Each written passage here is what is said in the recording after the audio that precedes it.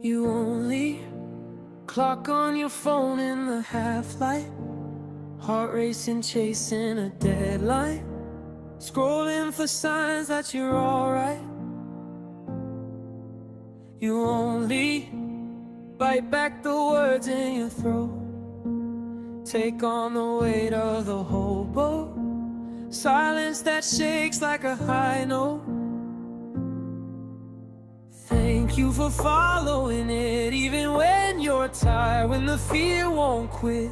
You only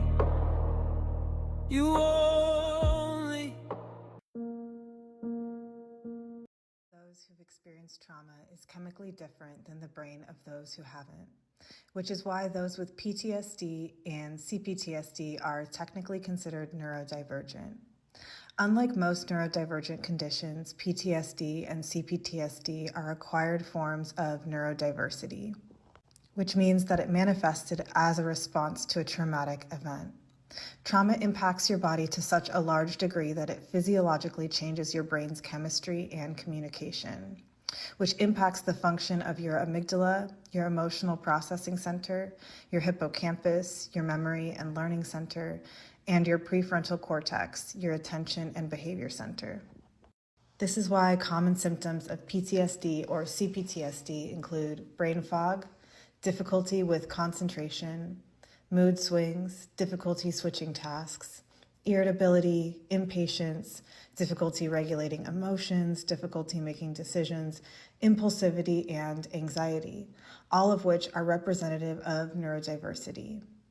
Whether you have innate neurodiversity like ADHD or acquired neurodiversity like CPTSD, it's helpful to have the tools to regulate your nervous system so you can manage the symptoms of your neurodiversity, and those symptoms never hold you back from living your fullest life.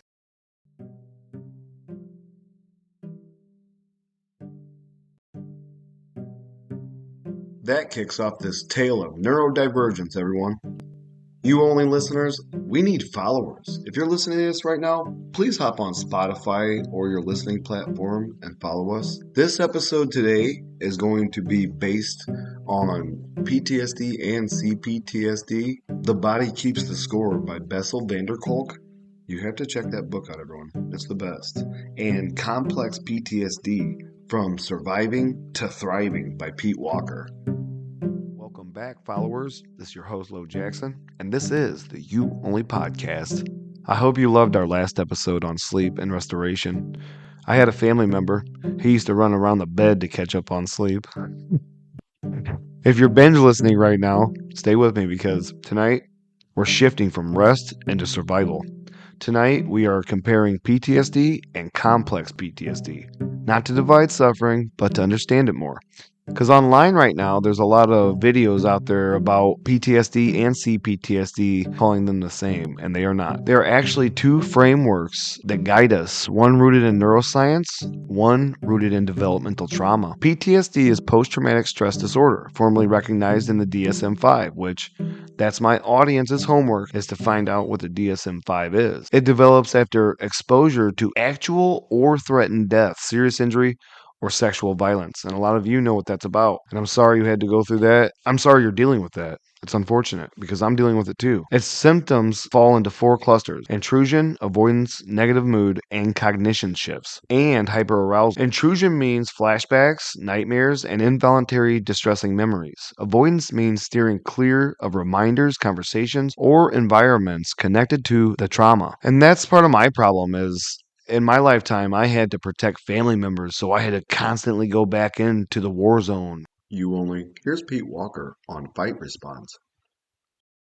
Way we're wired is the fight response. If we're being treated unfairly or being neglected, we get mad. And that's one of the why children learn, one of the first things they learn is to say, that's not fair. And no, no, mommy, don't go away. No, mommy, don't make me stay in the room by myself. And so some people get away with that and develop that into a very narrow lifestyle, which translates for them into becoming narcissistic type. And they tend to use their anger and their controlling behaviors to try and get this, the environment or the person to be safe and to be responsive to what they want. You only Star author Mr. Walker has a point. In my family, I had to develop these things, and I know other people in that family had to too. So, for 14 years back into the war, it was wild. Avoidance means steering clear of reminders, conversations, and environments. That's so important for each and every one of you that has complex PTSD. So, hyperarousal means the nervous system remains on guard, exaggerated startle response, irritability, sleep disruption. And that's why I did the last episode with Matthew Walker, Why We Sleep. Go back and check it out. You should. Lifetime prevalence in the United States right now sits around 6 to 8%, everybody. Women experience PTSD at roughly double the rate of men. And it's around 10 to 12% as opposed to 4 to 5%. You only listeners, check out Healing with Chels on Instagram. She has all the same symptoms that I suffer from. Here's her take on CPTSD. High-functioning CPTSD can actually work against you because externally you look fine. You're emotionally intelligent, articulate your trauma. I've had multiple therapists say to me, you're so self-aware, so you're good. Like, insight meant I didn't need deeper support. Being able to explain your trauma is not the same thing as having processed it. It does not mean your nervous system feels safe. High-functioning CPTSD is dangerous because it signals to the world that I am fine, but you are not.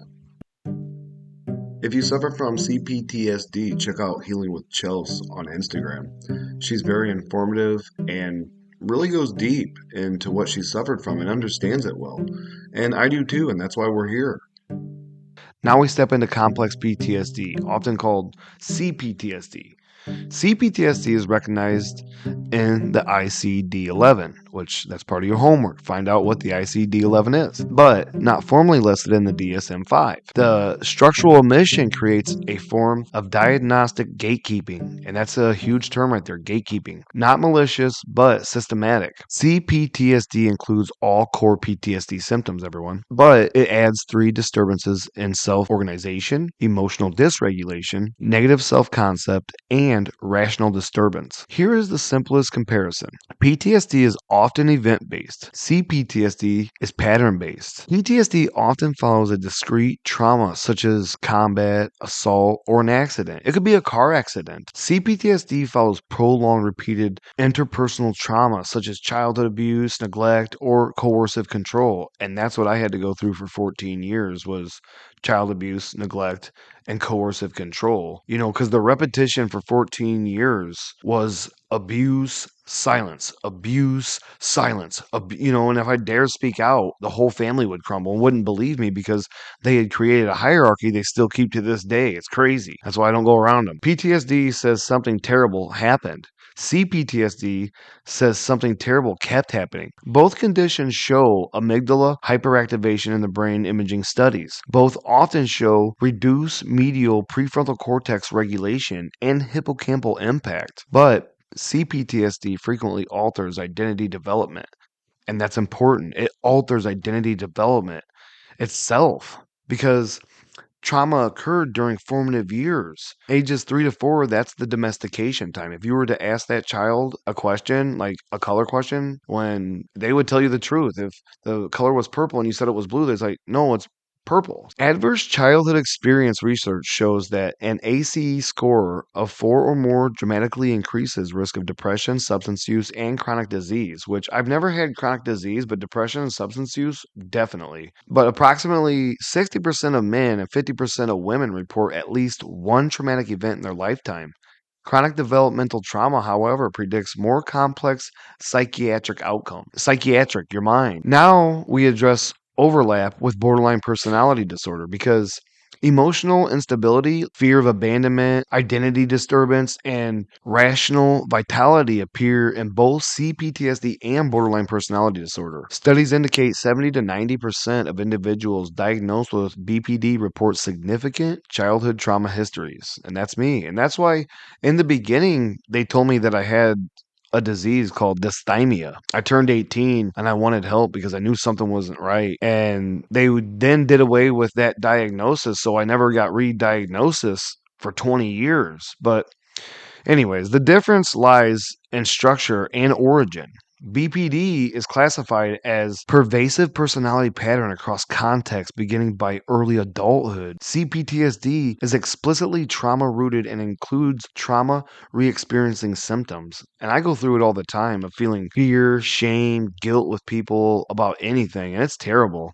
A person with CPTSD often experiences emotional flashbacks, and emotional flashbacks are sudden waves of shame, fear, and abandonment without clear visual memory. A PTSD flashback replays the event. It's the real memory. It's going on. And that's why people would always say, oh, he's going numb. They made that terminology, which is terrible because of that. A CPTSD emotional flashback relives the emotional state. So my body kept the score. My body remembered because CPTSD is not codified in the DSM-5. Clinicians may diagnose CPTSD with comorbid depression or anxiety instead. In some cases, symptoms are labeled as BPD, illustrating structural gatekeeping within diagnostic systems. And it's not every diagnostic system. Diagnosis affects insurance coding, stigma exposure, and treatment direction. Truth requires humility, everyone. Not every BPD diagnosis is trauma mislabeling, but trauma-informed assessment is critical. Let's move to healing. Remember EMDR? Well, it shows strong evidence for PTSD, with some studies reporting 77 to 90% symptoms reduction. Remember, it's the past memory eraser. PTSD treatment often focuses on repressing traumatic memory. CPTSD treatment must also rebuild attachment identity and self-worth. Somatic therapies target stored survival energy in the body. So that's why it's good to do somatic therapies so you can release those energies from the body. Neurofeedback retrains dysregulated brainwave patterns, and I really want to try that. I think that's my next move is neurofeedback. You only check out Bessel Kolk. He talks about neurofeedback at the end here. I would see how agitated you get, how much can you stay in focus. And if I would see that you are sort of chronically agitated, unable to focus, I would say, let's just do something. You should do some things that help to calm your body, your brain down. Let's start with yoga or qigong or whatever makes sense to you in terms of how to move your body. And I'd probably do neurofeedback. What's neurofeedback? Neurofeedback is you hook your skull up to electrodes that can harvest the underlying brain waves, so you can project your brain activity on a computer screen, and then you can play computer games with your own brain waves to organize your brain waves in a way that you can be more focused and pay more attention. I think a lot of us should try neurofeedback. It may help us with focus and anxiety and all kinds of different things. Internal family systems reframe symptoms as protective part rather than pathology. And that's what my family was made up of. And that's why there was so much abuse going on because older people in the hierarchy were putting younger people on pedestals and then hurting the other ones. It's wild. Like a repeated narcissism trait or something in that family. MDMA assisted psychotherapy is showing promising results in advanced clinical trials for treatment resistant PTSD. And I read about that in a men's health episode where they were taking military men from 30 and 40 years dealing with PTSD and giving them MDMA in the jungles of Brazil and having phenomenal results. Polyvagal theory explains trauma as nervous system dysregulation between fight, flight, freeze, and collapse. And I've been there. That's a tough one. Healing requires restoring ventral vagal safety through connection and attunement. Women show higher PTSD prevalence partly due to higher rates of interpersonal trauma exposure. Men show higher suicidal completion rates within trauma populations, often linked to suppression and underreporting. Young men's brains are plastic and more vulnerable, and we need to remember that as adults. when they're acting out and acting tough and saying things they don't mean. We know, we were there. We've seen others doing it when we were young. Older brains retain neuroplasticity capacity for healing throughout the lifespan. And if you exercise, eat right, it just adds to the lifespan.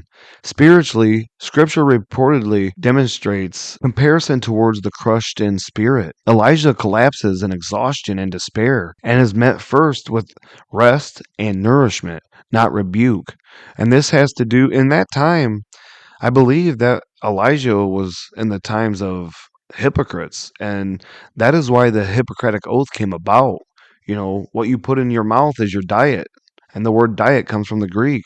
Regulation before revelation is a trauma-informed principle embedded in ancient text. So remember that. PTSD and CPTSD are not completions of pain. They are different survival architectures. PTSD overwhelms the nervous system. CPTSD shapes the nervous system over time. Neither condition defines identity, though. Adaptation is not weakness. Adaptation is evidence of intelligence under pressure. And I know that for a fact because that's what I've always do. I'll adapt. If this resonates, let it be an invitation to seek informed support, not self-label. And that's what I've suffered from throughout my life, and I know my audience does too, or else you wouldn't keep coming back to these. You only get one nervous system, and it can learn safety again. Trust me, I've learned it, and I'm calm. Do you hear the silence here? It's peaceful. Stay with us. We are building language where silence once lived. The two books that related deeply to this episode are Bessel van der Kolk's The Body Keeps a Score and Complex PTSD From Surviving to Thriving by Pete Walker. Check out what Pete tells us we'll learn in his book. So I outline a process in the Complex PTSD book, and it's kind of linear through the chapters. In the first 4 chapters, in chapters 1 and 2, I outline the process, and then each chapter talks at levels of being able to work through that bottom line pain so that you can rebuild your relationship with yourself so that you're not all in a critic. Because so on the first level, when we're traumatized, we have these behavioral responses. So I do a lot of psychoeducation with people in the book and in person to understand how, well, you're just stuck in these behaviors, fight, flight, freeze, or fawn, and it's really limiting your life, and it comes from the trauma.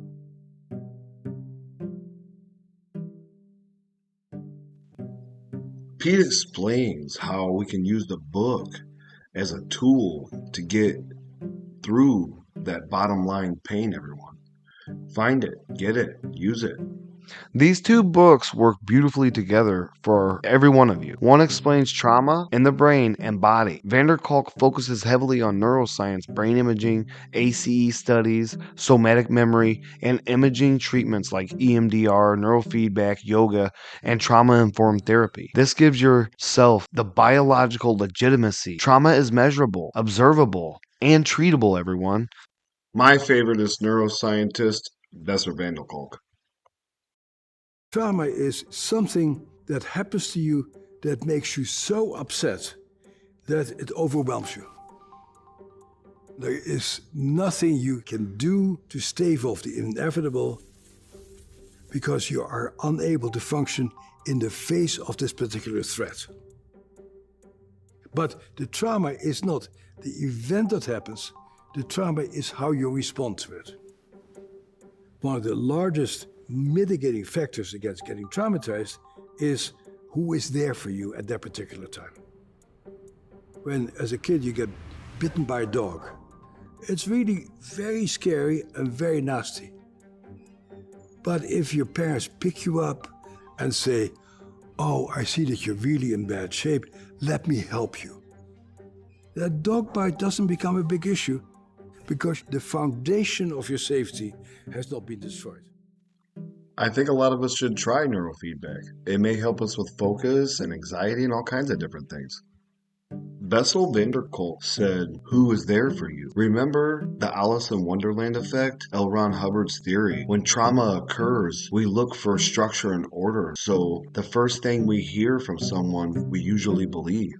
The second one explains trauma in identity and relationships. And identity is so important right now. Pete Walker, he focuses on developmental trauma, emotional flashbacks, toxic shame, attachment disruptions, and the 4 traumatic responses: fight, flight, freeze, fawn. This gives every one of you language for living, especially those who don't relate to single event trauma. And many of you don't relate to that. You know, you have addiction issues or something, and you don't have trauma. Both agree trauma is stored in the body, and that's why I chose these 2 books. Both affirm that trauma is adaptive. Listeners, here's author Pete Walker, psychotherapist. Holy mackerel, be honest. I'm so hard on myself. The word I like to use for these days is I only notice myself in a negative way. I have 2 processes going on here. I'm looking at what's wrong with me.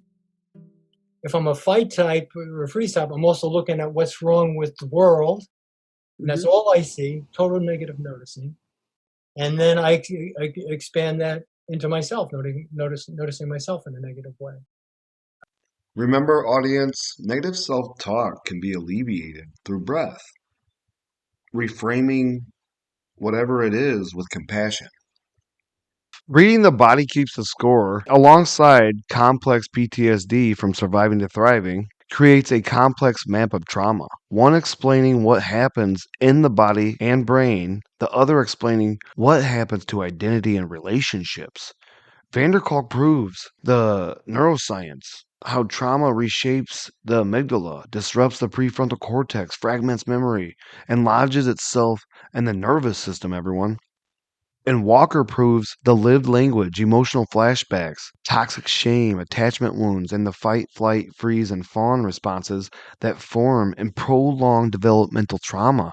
Together, they remove self blame and replace it with understanding, showing all of you that your symptoms are not character flaws but adaptive survival mechanisms. One book validates the biology, the other validates the experience. One offers clinical research and treatment pathways like EMDR and somatic therapies. The other offers relational repair and self compassion practices.